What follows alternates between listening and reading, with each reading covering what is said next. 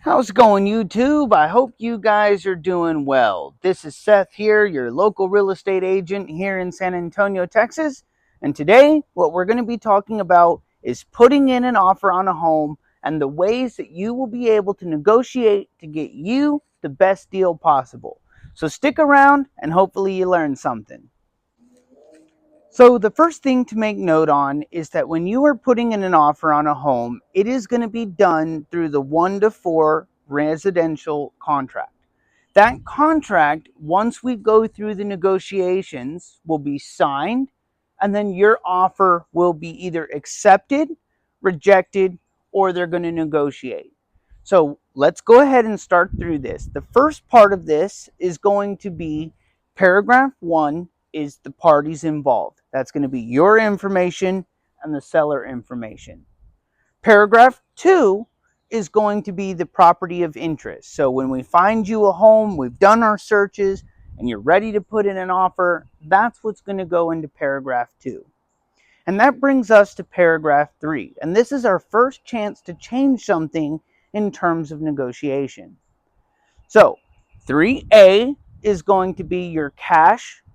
3B is going to be your loan amount. And those added up together are going to give you 3C, which is what you're offering for a home. So let's give an example. Hypothetically, say it was $350,000 currently listed, but you wanted to offer $300,000. Okay? So you want to offer $300,000 and you're bringing $10,000 cash to close. That means 3A is going to be $10,000. 3B is going to be $290,000. And those two added together will equal $300,000, which is what you are currently going to be offering for that home. So this price can go up and down depending on what the market is, depending on how long it's been on the market. And so these are things that are going to affect your negotiations. If it's been on the market for, say, 100 days or 200 days, you're going to potentially have a lot more negotiating room than if it just listed today. And it is also going to depend on who the seller is. If the seller is an investor and they are trying to get the most that they possibly can, it's possible that they might hold on to it a little bit longer. If it's somebody that's desperately trying to sell their home so that they can move, they might be a little more apt to open up to negotiations. But this is where we're going to do it, right here in section 3A, 3B, and 3C. This is going to determine what you are actually offering for a home. So moving forward, now we're going to go scroll all the way down to paragraph 5, and that's going to be your earnest money and title. And this is going to be another place that we can do some changing of numbers to figure out what we're going to offer. Now, nothing in real estate is set in stone. Everything is negotiable. However, there are some common things that we use. So, earnest money generally is 1% of the sale. So, your plan to do your earnest money is going to be roughly the 1%. Option period is generally $10 a day, and I like to do 10 days to give us enough time to get our inspections done, any other checks done. But these things can also affect the sale. So, for example, if you were trying to make your offer a little bit better and you didn't want a long time to close, you can shorten that option period. If you're just going to buy the home as it is and you're not going to get an inspection, I would not recommend that. But if that's your plan, that can change also your ability to get a home. How much you're putting down in earnest money, those things are going to make a difference. Now, those things are going to go to your closing cost. However, if you put in a larger earnest or a larger option, it might make your contractor offer look a little bit more appealing. And those are ways that we'll be able to negotiate some things moving forward. So we've discussed our earnest and our option money. And then if we scroll down a little bit to paragraph 6, A8, you're going to see that the shortages will be amended, or title policy is going to be paid for by either the seller or the buyer. So market is going to dictate this a lot. If you are in a buyer's market, you will have a greater ability to get things from the seller. Vice versa is also true. If you are in a seller's market, you are less likely to get things paid for by the seller.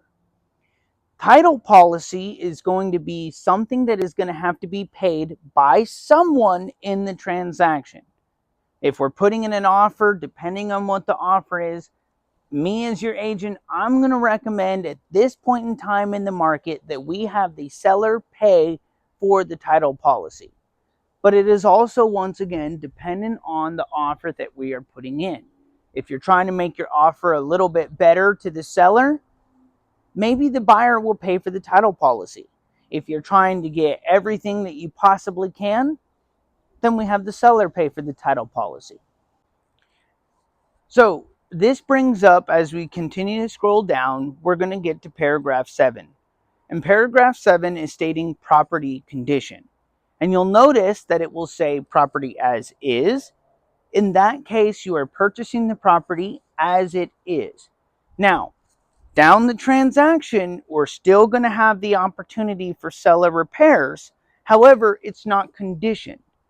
If we check the other box saying, hey, we want this repaired. So maybe you know that the roof is damaged and it needs to be repaired. And so you're telling the seller at that point in time, I will purchase this home with the condition that the roof is replaced. It lets the seller know early on that there is a condition based on the property condition, so that you will be able to do that. Now, it is going to affect your ability to negotiate. If you're offering a lower amount and you're saying, hey, I want the whole roof replaced, it can drastically impact your ability to negotiate and putting in a good offer if there's a very large property condition dependent on moving forward. And so you've decided to move forward on the home, but now what we have to determine is paragraph 9, our closing date. So this is another paragraph that we are able to affect our actual offer in terms of what is appealing. So most lenders will take between 30 and 45 days to close, just depending on who you're working with. If you are a cash buyer, it is likely that you can close in 7, 10, maybe 14 days. So the shorter the period of paragraph 9, the better your offer looks. And this is because the seller doesn't have to wait as long to get that home sold. So if you're putting in a cash offer and you can close quickly, that's a good way to really make your offer look a little bit better, is shortening that period of time on when you will actually go to the closing table. So moving forward to paragraph 12, this is going to be seller concessions and buyer commission. Now, most of the time, the selling side is going to pay for the agent on the buyer commission.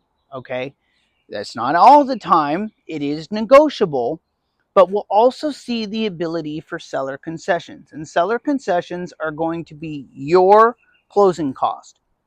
So these things can affect our offer as well. The most important thing to a seller is their bottom line. How much are they going to be actually bringing back after everything is done and paid? That's what's most important to a seller. Depending on our offer, you may not have as much cash on hand and want those closing costs covered. So maybe you offer a little bit higher, but you offer a lot for your closing cost. That's a way that we can negotiate. The same is also true. Maybe you have a lot of cash on hand, but you don't want your monthly payment to be as high, so your goal is to bring it as low as possible.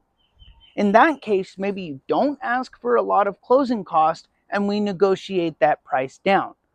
We can use our closing costs as part of our negotiation in terms of moving things up and down to get you the price that you want. Now, in the market of today's time, it is very likely that you will get the price down as well as get some closing cost. There's a lot of factors that go into that, but in a buyer's market, this is the opportunity that you have in terms of negotiating, whereas this would not be the case in a seller's market. So we could get all of your closing costs covered and bring that price down if we're willing to go ahead and do those for negotiations. So as you can see, there's a lot of different ways that we are going to change our offer. Now, one of these days, I'm going to go through the contract, through each paragraph so that you know fully what it says. But today, what I really wanted to talk about was putting in an offer on a home. And so in order to do that properly, you're going to want to make sure that you have an agent to walk you through each step so that you fully understand, so that we can run the comps in the area, know what is a good price for that home, and help you in your negotiating. And so if you're planning on moving anytime, if you're coming to San Antonio, here's my number. Feel free to give me a call. I would love to help you in your home buying journey. Make sure to like, comment, and subscribe, and we'll see you next time.